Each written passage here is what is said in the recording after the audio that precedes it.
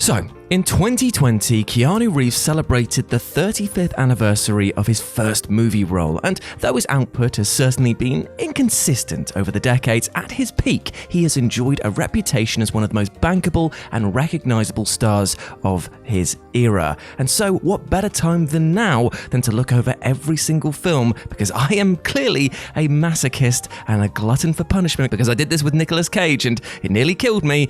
So let's do it again. As I'm Jules, this is WhatCulture.com, and this is ranking every Keanu Reeves movie worst to best. Number 72, Exposed. Ooh, infamously hacked to pieces by Lionsgate in post-production, Exposed was originally entitled Daughter of God, and was a far more philosophical, thoughtful movie compared to the more generic thriller that we ended up with, if writer-director Guy Malik Linton is to be believed. Not that you'd even know Linton had anything to do with the film, because this was apparently made by Declan Dale, due to how egregiously his vision was mangled in the edit. Though, given that Keanu gives his snooziest performance to date regardless, it's tough to believe either vision of this movie would have been much good. Number 71, Replicas. Despite a significant career resurgence post-John Wick, 2018's straight-to-video on-demand sci-fi thriller Replicas is nevertheless one of the worst films he's ever put his name to. Appallingly written and directed, this overbaked, undercooked slice of genre hokum finds Keanu offering all of the emotional depth of a cardboard cutout, and co-star Alice Eve isn't much better either. Despite the mild appeal of the premise, which is a scientist attempting to bring his dead family back to life, it's mostly just a fetid grab bag of better ideas. Number 70, Generation The only film in Reeves' filmography to score a 0% on Rotten Tomatoes, this horrendously titled Generation is a wonky, self-consciously grim indie drama that gives neither Reeves nor his co-stars much of interest to do. As much as it feels like a parody of try-hard, low-budget drama, the scene where Keanu devours a cupcake is pretty much the only thing that is watchable in this entire piece of trash. Number 69, The Watcher. There's perhaps no greater testament to Keanu Reeves being a nice guy of Hollywood than the fact that he was actually duped into appearing in this absolutely naff 2000 thriller after a friend forged his signature on a contract. Rather than take the dispute to court, he simply agreed to carry out his duties on the agreement that his presence would be downplayed in the movie's marketing and he'd receive greater profit participation for keeping quiet about it for all of 12 months.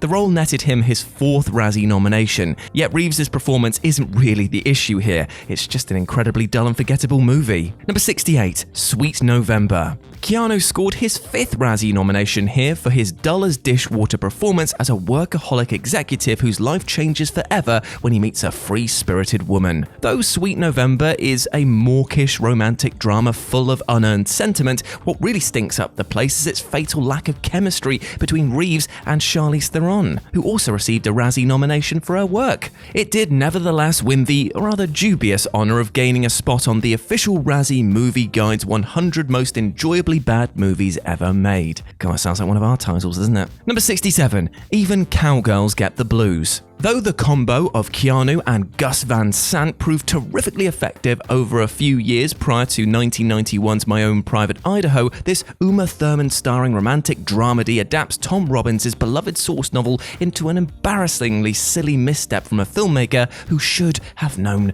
better. Keanu gets away with his dignity mostly intact by virtue of his role, which is an asthmatic artist called Julian, hello, and he's pretty much just a mere cameo. But overall, this is a film which commits the dual sin of being both ridiculous and oddly boring. Number 66, The Prince of Pennsylvania. A prototypically quirky indie film that's ultimately more obnoxious than charming, The Prince of Pennsylvania wastes a well-cast Reeves as an oddball teenager seeking out a better life for himself.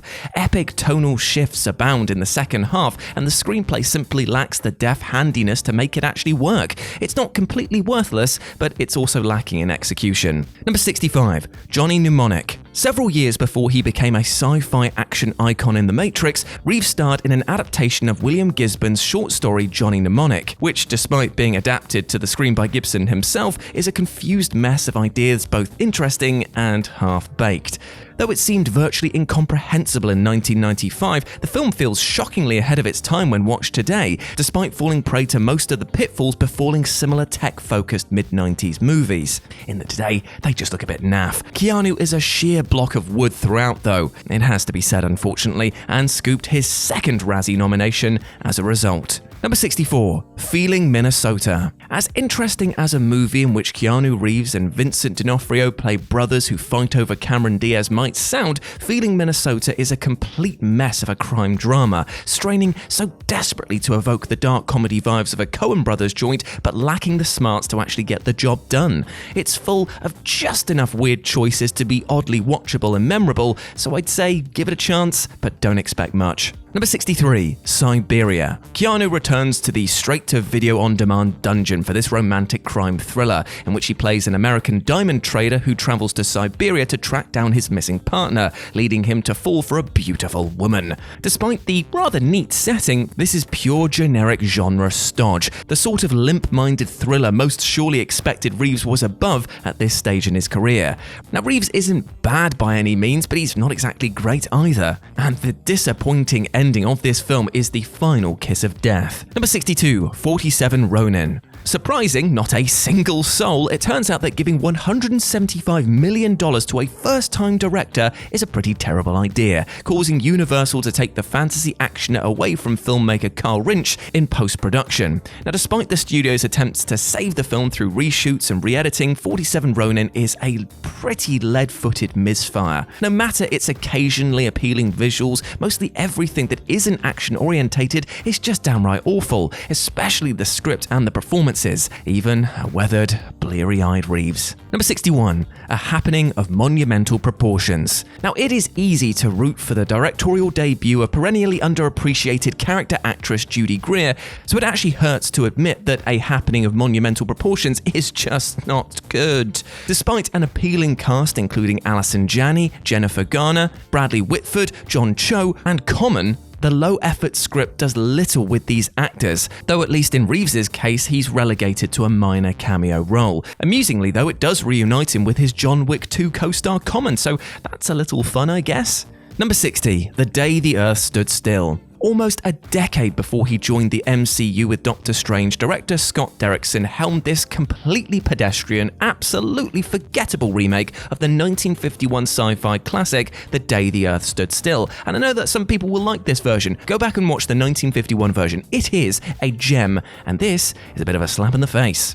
Though the film released at the height of Keanu's reputation as a wooden performer, this was actually a smart use of his particular brand of stoicism, casting him as an emotionally void alien messenger Klaatu. But that doesn't make up for the fact that this is just a boring remake, and offers little reason for its own existence beyond the soulless milking of a brand name. Number 59, Chain Reaction. Undeniably watchable thanks to the sheer star collision of Reeves, Morgan Freeman, and Rachel Weisz, Chain Reaction still isn't nearly as exciting as its high-octane title might actually suggest. This sci-fi fugitive movie, helmed by the fugitive director Andrew Davis no less, miscasts Reeves as a physics student and machinist, while Weisz is largely wasted as his sidekick, leaving the bulk of the acting left to fall on an effortlessly scene-stealing Freeman. Now, it could be worse, but it is by no means a good movie. Number 58, Letting Go. This little-seen TV movie tells the story of a damaged pair of star-crossed lovers, and for most part the central cast is pretty spot on. Directed by Jack Bender years before he became a veteran TV director on shows such as Lost, The Sopranos, and Game of Thrones, Letting Go is assembled from basic parts but effective enough, and sometimes that is all you need. And as for Keanu, well, he makes a tiny cameo as an obnoxious teenager getting up into the lead's grill, as will surely prove distracting to anyone who wasn't aware that Reeves would actually be showing up here. Number 57, Babes in Toyland. One of the oddest films in Reeves' entire filmography, Babes in Toyland is a TV movie remake of the 1961 Christmas musical of the same name, starring Reeves opposite a young Drew Barrymore and Mr. Miyagi himself, the late Pat Morita. As amusing as it is to see Keanu in a full heartthrob dreamboat mode here, the film's brutal, soul-draining 140-minute runtime makes it very tough to recommend despite its sheer weirdness. It's worth it for Keanu obsessing excessives, perhaps, but otherwise, you're better off just watching the best bits on YouTube. Number 56, The Lake House. Despite blowing up the box office, this remake of the 2000 South Korean romantic drama Il Mare skates on thin ice where internal logic and comprehensibility are concerned. Though it's cute to see Keanu and Sandra Bullock reunited more than a decade post-Speed, The Lake House asks audiences to abandon their critical faculties just to soak in the syrupy emotion of it all, which it isn't always easy to do. Number 55, Hardball. From the director of perverse cult classics such as Good Burger, Varsity Blues, and Ready to Rumble comes this completely generic sports dramedy, starring Reeves as a down and outer who agrees to coach an inner-city little league team. Though certainly well-intended, Hardball doesn't ever fully reconcile its slushy sports movie style with its loftier aspirations as a drama, ensuring that its more serious, grounded moments end up feeling quite jarring. It also doesn't help that Reeves has little palpable chemistry with love interest Diane Lane, though he's moderately effective as playing an absolute douchebag. Number 54, The Whole Truth.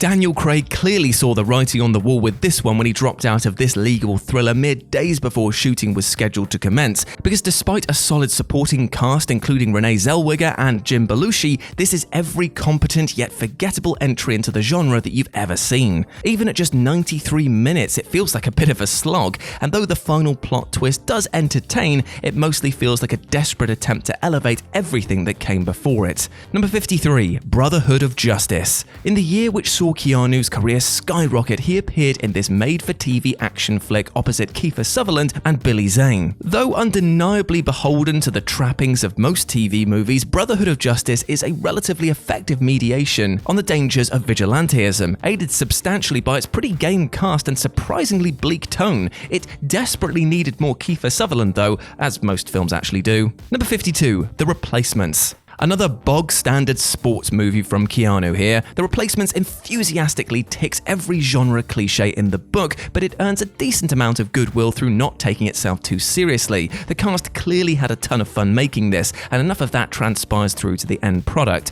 Reeves and Gene Hackman alone make this worth watching, even if few would call it a masterpiece. Number 51, The Last Time I Committed Suicide. Living down the nasal-gazing nature of its title, this middle-brow indie drama benefits from a solid performance by Thomas James as an ill-fated beat poet Neil Cassidy, while Reeves plays the supporting role of his pal Harry. But the film suffers from a brutal lack of focus and therefore fails to dig enough into Cassidy as a human being, while also bordering on self-parody where 90s indie cinema is concerned. Number 50, The Bad Batch. Though a pretty underwhelming follow-up to A Girl Walks Home Alone at Night, The Bad Batch is nothing if not a totally singular dystopian thriller following a young woman who is kidnapped by cannibals.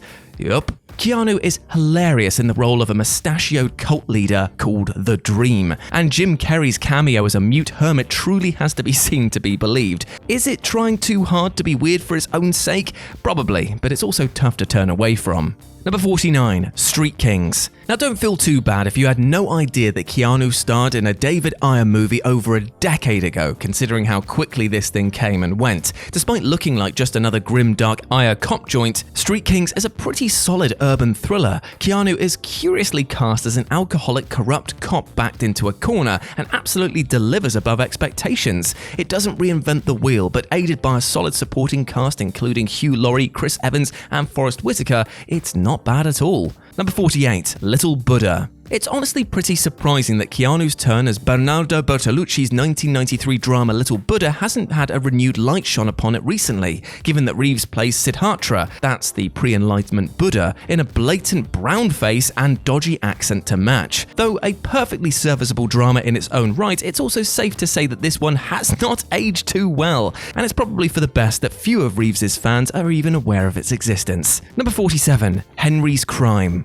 One of the strangest films of Reeves' career, Henry's Crime sees him star as a man in prison for a bank robbery he didn't commit, and so upon completing his sentence, he decides to team up with a con man to do it for real. Though not as memorable as its kooky premise might suggest, this is an uncommonly methodical and literate heist comedy, with Vera Farmiga stealing every scene that she's in as Henry's love interest Julie. Number 46, Knock Knock. Keanu and Eli Roth is a pairing that few probably ever expected to see, and the result is a deliriously demented, unapologetically trashy slice of B-movie insanity. Reeves gives a performance that quite literally has to be seen to be believed, playing a married man who opens his door to two beautiful stranded young women only to find himself surprised when they have an ulterior motive. If nothing else, it gave the world Keanu's hysterical "it was free pizza" rant, and certainly delivers the sleaze that you would expect from this premise and its filmmaker. Number 45, Me and Will. Me and Will has an amusingly off-kilter premise. Two women embark on a road trip to find Peter Fonda's iconic motorcycle from the movie Easy Rider, and while occasionally falling prey to indie drama quirkiness, this is more often than not a really good time. Thanks to solid performances and an affecting emotional through line, it's an appealing character-driven drama, though Keanu makes just a fleeting cameo with his band Dogstar, who briefly appear in the opening credits. Number 44, The Matrix Revolutions. The conclusion to the original Matrix trilogy disappointed just about everybody who watched it. Between its increasingly nonsensical and sheer mess of a CGI-soaked finale and the story just disappearing up its own arse, but it's still moderately entertaining schlock in its own right. It fails to live up to the measured headiness of the first film or the delicious bombastic nature of the second, and more or less ends the trilogy on a disappointing whimper, especially where the fate of Reeves' Neo are concerned. But thankfully, The Matrix 4 hopefully will address all of this. Number 43, The Night Before. This 80s comedy casts Keanu as an absolute nerd who is in love with a gorgeous cheerleader who then find themselves unexpectedly drawn together. Now ignore the fact that Reeves is laughably miscast in this dweeb role, and this is actually a pretty interesting early prototype of The Hangover, because much of the film unfolds through flashbacks after Reeves wakes up in an alley with little memory of how he got there. Now it is full of lazy tropes and there is a lot of racial stereotypes here that will be absolutely awful to today's audiences, but Reeves brings just enough charm to the table to render this watchable. Number 42, Flying. Another acceptable offering from Keanu's busiest year ever, Flying is an inspirational drama about a gymnast who attempts a comeback following a car accident which injured her knee and killed her father. It's cheesy as all hell, but thanks to committed work from the cast and a charming performance from Keanu as the main love interest, it delivers the basic goods. Number 41, Constantine. Though this adaptation of DC Comics' Hellblazer left fans with plenty to complain about where faithfulness to the source material was concerned, it was nevertheless a totally unique film for the superhero genre in 2005. Keanu is far from anyone's ideal casting to play John Constantine, or Constantine depending on how you want to pronounce it, but the film is such a feast for the eyes, and the supporting performances from Tilda Swinton and especially Peter Stormare as Lucifer are so good that it's quite an intoxicating effort in its own right. Number 40, Ellie Parker. Naomi Watts gives a mighty performance in this drama as the titular Australian actress trying to make it in Hollywood, which beyond the obvious parallels to her prior work in Mulholland Drive, makes the most of its basement tier production values to deliver a scuzzy take on a familiar idea. This only barely qualifies as a Reeves film though, as he makes a small cameo appearance as himself with his band Dogstar. That's it. Number 39, Destination Wedding. Though it sometimes feels like it's trying too hard to be a Richard Linklater movie, Destination Wedding is more often than not a charming reunion for Bram Stoker's Dracula stars Reeves and Winona Ryder. A rom-com in which two strangers realize that they're guests at the same wedding, Victor Levin's movie is made of familiar parts, but it's elevated by witty dialogue and the sheer magnetism of its two stars and their palpable chemistry. Though the central characters aren't always super likable, if you're prepared to accept their spiky personalities, there is a lot of fun to be had here. Number 38, Youngblood. Youngblood is yet another cliche but enjoyable sports drama starring Rob Lowe as a 17-year-old farm boy with dreams of making it in the NHL. Reeves co-stars as the team's goalie, a part that he won due to having been an actual ice hockey goalie in high school. You know exactly what you're getting with this one. It offers virtually no surprises beyond Reeves' questionable attempt, if we're being kind, at a French-Canadian accent. Number 37, Freaked.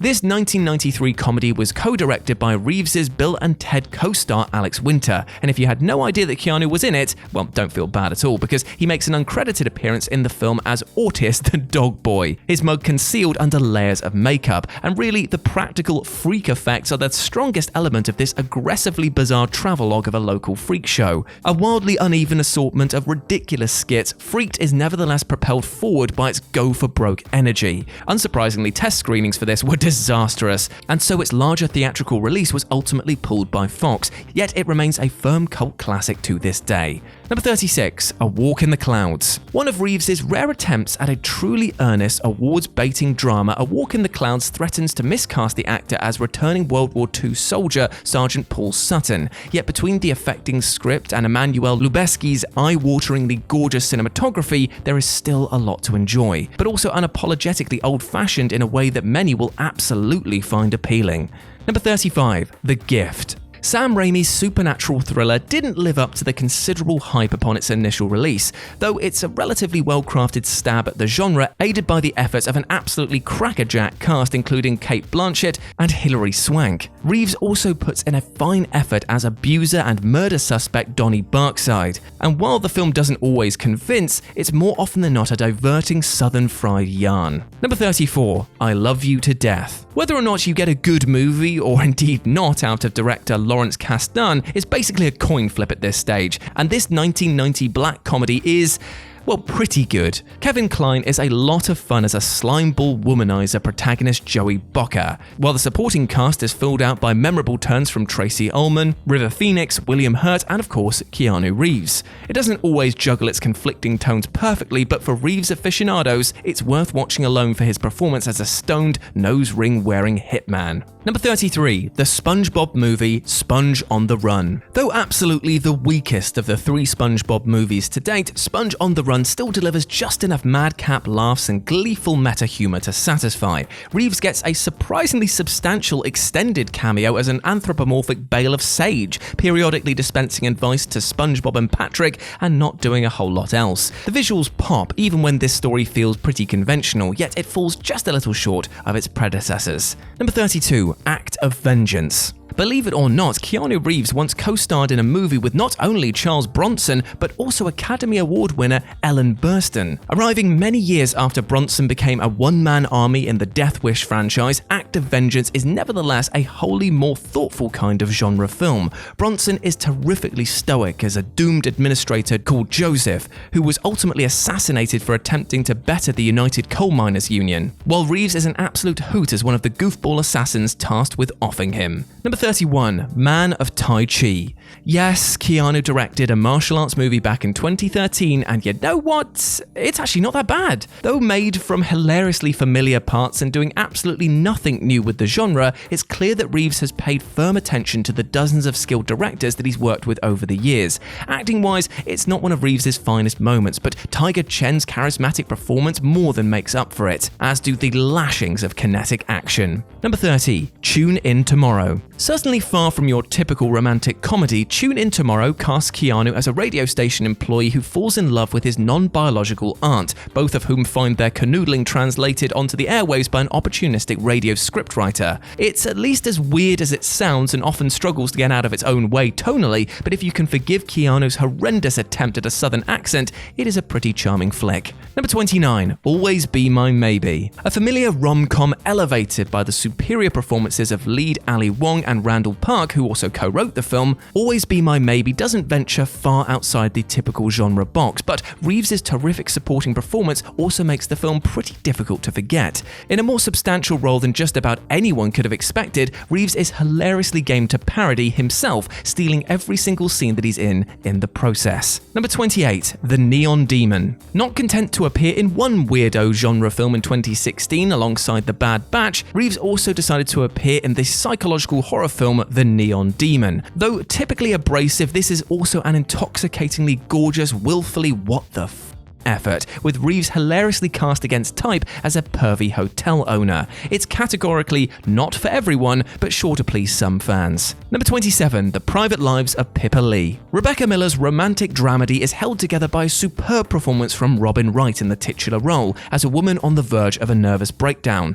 It's a little arch in parts, and there's some questionable casting here and there, especially Blake Lively as a young Pippa, but Wright is so terrific as the lead that the flaws are easy to forgive. But Reeves is an odd choice as her love interest, often proving more of a distraction from the credit to the story. Number 26, Keanu. If you are a Keanu Reeves fan, you're basically duty-bound to watch this movie, and as close to guaranteed to enjoy it. Jordan Peele and Keegan-Michael Key's comedy vehicle stars the pair as two hapless goofs trying to recover Peele's titular stolen cat. The real masterstroke of Keanu isn't simply that it features an adorable cat named after the legendary actor, but that Reeves himself actually agreed to make a small vocal cameo in this film. Though certainly not as elegantly crafted as Peele's later efforts, this was in fact helmed by regular Key and Peele director Peter Atencio. It channels an appealingly surreal Shane Black-esque comedy vibe, and it's utterly brilliant. Number 25. Under the Influence. Another 1986 TV movie for Keanu here, as he plays a young man seemingly destined to become an alcoholic just like his father.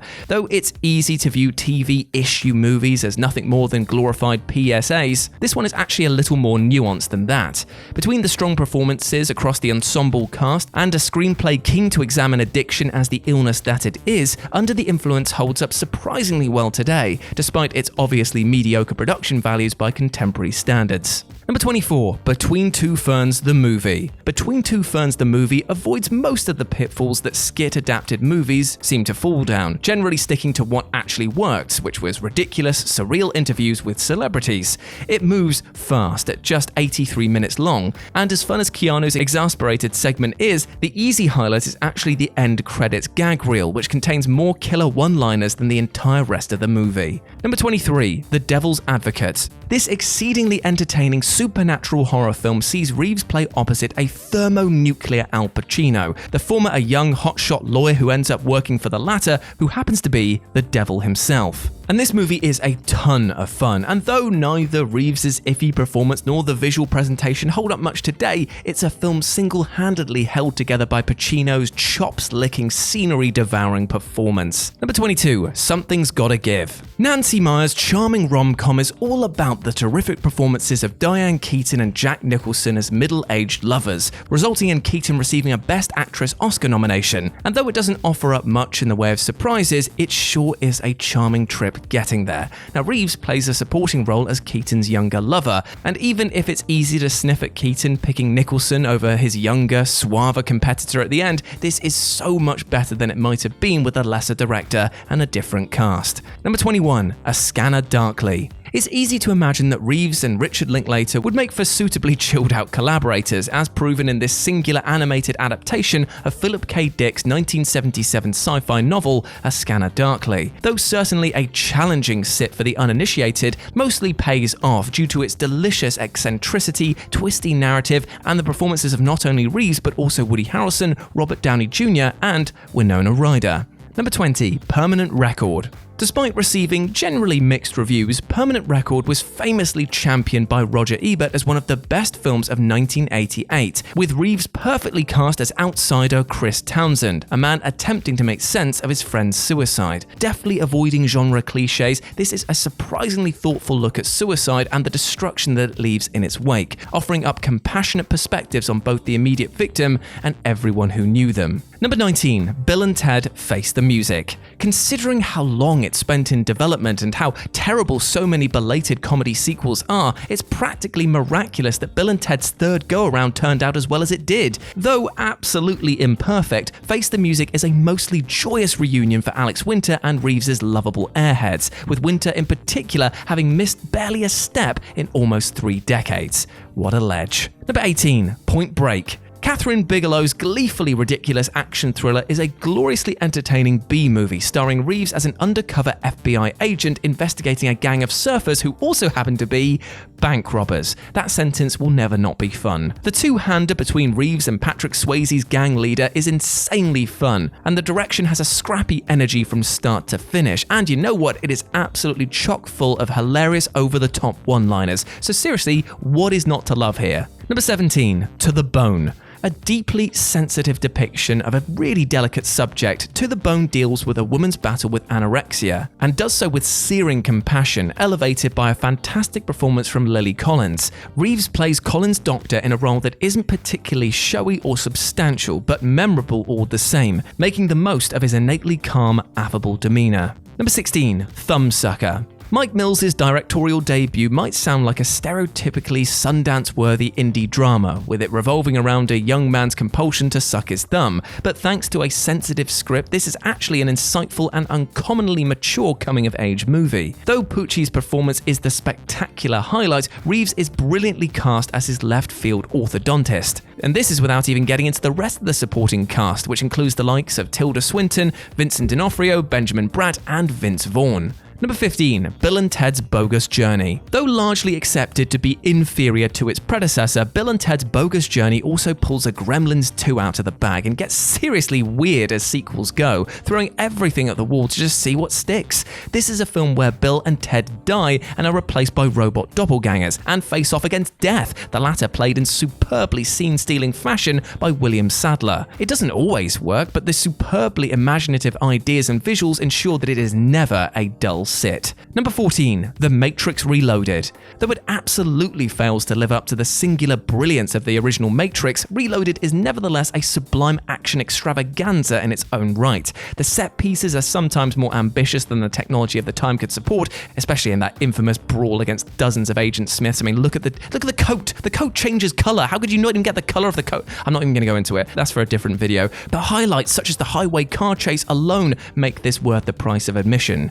No matter its pretentious divergences, it's a worthy sequel even if it doesn't get anywhere near close to reaching the original's heights. Number 13. John Wick. In 2014, the prospect of Keanu Reeves starring in an action thriller where he embarks on a blood-soaked revenge odyssey over a dead dog sounded like it was going to be a direct-to-video on-demand deal, but you know what? It turned out to represent a major turning point for the actor's career.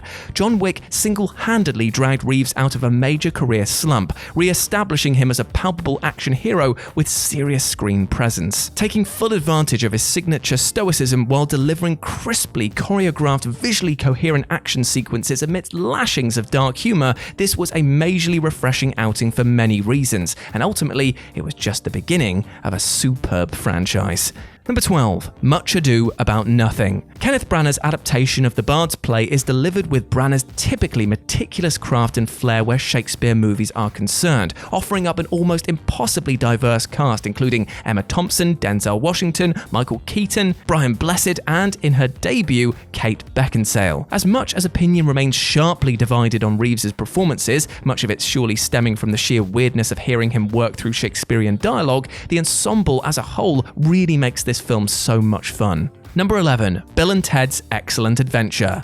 The first and best of the Bill and Ted movies, Excellent Adventure offered up a playful and deceptively smart riff on typical time travel yarns, accentuated by its slick style and the knowing, charming performances of Winter, Reeves, and George Carlin. Above all else though, Bill and Ted is just a heartwarming bromance that never takes itself too seriously and yet brings just enough emotional truth to the table to make it utterly enjoyable. Number 10. River's Edge. One of the best films of the 80s concerned with the dark side of teen life, River's Edge takes a potentially salacious premise, that being that a group of friends find out that one of their own is a murderer, and renders it disturbingly everyday. The young cast, including Reeves, Crispin Glover, and Daniel Roebuck, are fantastic as disaffected teens trying to make sense of their lives, while the script deals with the characters in dense, multifaceted fashion. Number 9. Bram Stoker's Dracula. You won't find many people on Earth who will defend Keanu's performance in this movie. He's in way over his head with a laughable English accent, but even his wonky effort can't undermine the red-blooded brilliance of Francis Ford Coppola's gorgeously gothic vision. One of the most visually stunning films of the entire 1990s, Bram Stoker's Dracula is a film driven forward by its incredible style, not to forget a sublime performance from Gary Oldman as the titular vamp.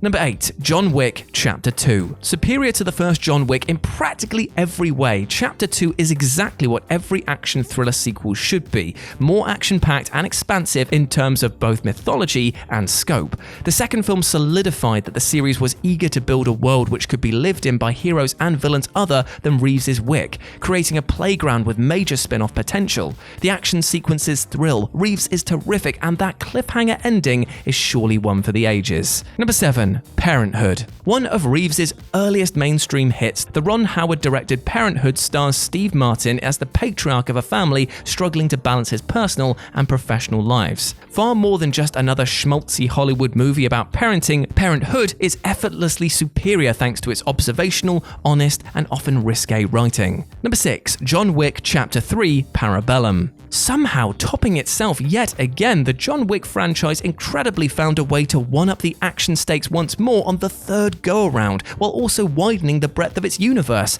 Savagely brutal, filled with fantastic performances, and even ending on a surprising setup to a fourth film, the third John Wick is a rarest of threequels that betters its two forebears. Number 5. Dangerous Liaisons. This Oscar-winning adaptation of Christopher Hampton's 1985 play, which itself was adapted to the screen by Hampton, is a sumptuous, sexually charged period classic. Now, many maintain that Reeves was miscast here, and it's certainly not a great performance, but the bulk of the ensemble, especially Glenn Close, Uma Thurman, John Malkovich, and Michelle Pfeiffer, are so damn good that it's incredibly easy to forgive.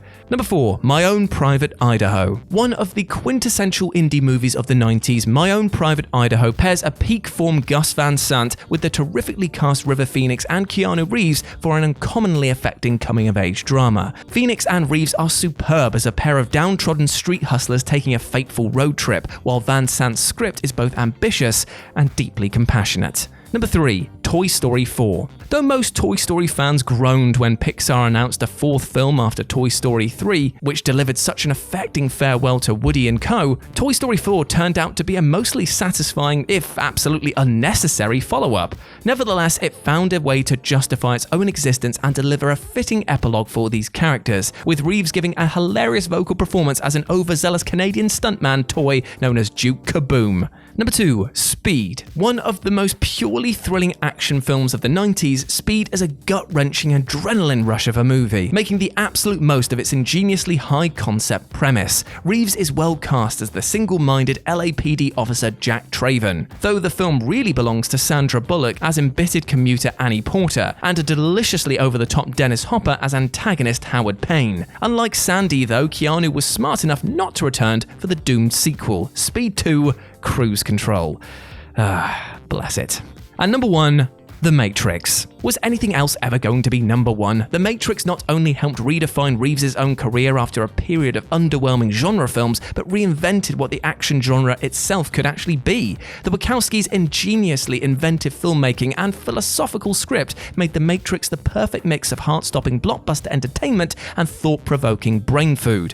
Reeves was perfectly cast as the stoic hero Neo, while Carrie-Anne Moss and Lawrence Fishburne were sublime in their immediately iconic roles. Practically every major action film today owes at least a couple of cues to The Matrix and how substantially it changed the game. And over 2 decades on, it's continuing to age like a fine wine. Whew, and there we go, my friends. That was ranking every Keanu Reeves movie worst to best. I made it! I need to go and rest my voice. It is dying once more. And give a big shout out to James Dowes as well, who's editing this. What an absolute trooper. If you want to chat to me further, my friends, you can do so over on Twitter at RetroJ with a 0, or you can swing by Live and Let's Dice. It's my personal gaming channel where I stream every single Wednesday and Sunday. It would be great to see you over there. Hope that you're doing well, my friend, and I hope that you are treating yourself with love and respect, because you goddamn well deserve that, as every human being on this planet does, and do not let anything or anyone else tell you otherwise, okay? You are a big ledge. Now go out there and absolutely smash it. As always, I've been Jules. You have been awesome. Never forget that, and I'll speak to you soon. Bye.